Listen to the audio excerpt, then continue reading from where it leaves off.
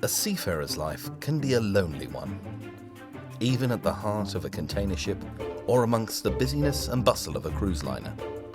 Which means when troubles come or problems arise, it's hard to know where to turn.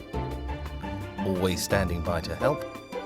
ISWAN, the International Seafarers Welfare and Assistance Network.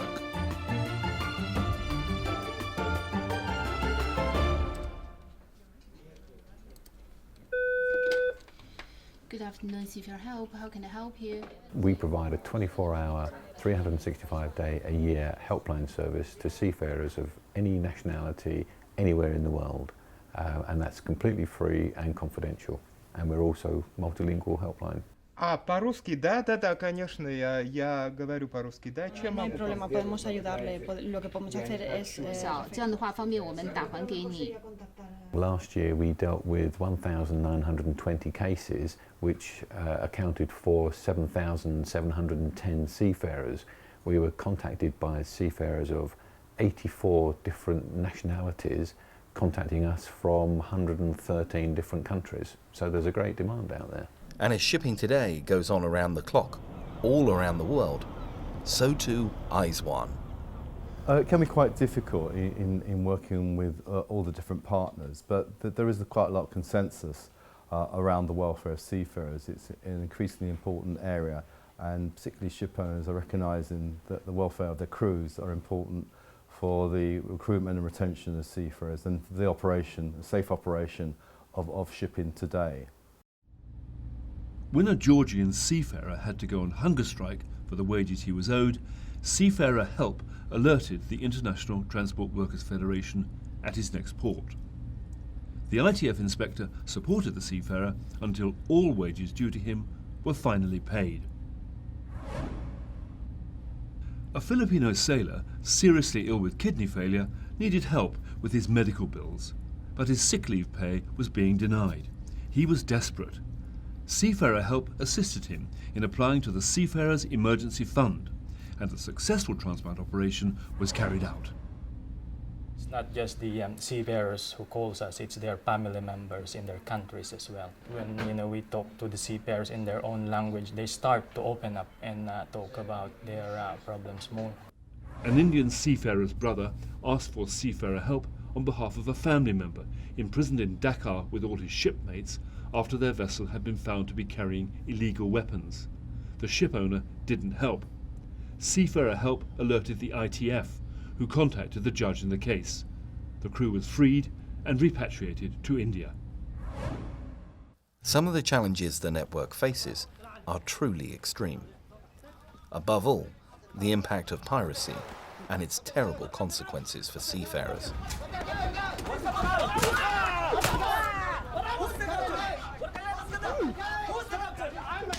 Events like this, still all too common, leave lasting damage in their wake for seafarers and their families. ISWAN stands ready to help. We assist seafarers before an attack by providing training materials and assisting companies and manning agencies in the provisions that they make for preparing seafarers for a pirate attack. We assist during a pirate attack by helping the families of those taken hostage, which sometimes can go on for years. And we assist after a pirate attack in terms of assisting families and seafarers when they come home again. Firefighting is ISWAN's daily task. But there's much more to the International Seafarers Welfare and Assistance Network than that. Training on Board is a program designed by health professionals to help seafarers enhance their well-being, with workout plans and advice on nutrition, all aimed at heading off illness and fatigue. Food safety advice achieves the same aim, covering everything from hygiene in the galley to the best way to handle prepared and perishable food. Both programs are part of SHIP, the Seafarers Health Information Program. All this work is strengthened by links with other seafarer-friendly agencies, like the International Transport Workers Federation, the Mission to Seafarers, the Apostleship of the Sea, and the International Chamber of Shipping, and government bodies across the world's oceans. An annual award ceremony honours progress in improving conditions for seafarers. ISWAN also conducts wide-ranging research reflecting the changing face of the maritime workplace. One of the projects that we're involved with at the moment, we're working on collaboratively with 3 other organisations, and that's to address the health needs of women seafarers, how they perceive their health needs, whether they're very different to the health needs of male seafarers, and if there are issues, how we should address them. All that, and much more, is the offer that ISWAN makes to support the seafarers on whom we all depend. The great thing about ISWAN is that we're working across different organizations. We're working with unions, we are working with ship owners, and we are working with basically everybody within the industry. We have a service, we have the capacity to take many, many more calls from seafarers than we do today. So I think the more awareness we can spread about ISWAN worldwide to our seafarers, the better. What drives me forward with ISWAN is that we can clearly see year on year the importance of ISWAN. We are getting more and more cases every year. We're handling more and more cases every year, and hopefully bringing a lot of cases to a happy conclusion. Dimitri, what's it like helping seafarers all around the world?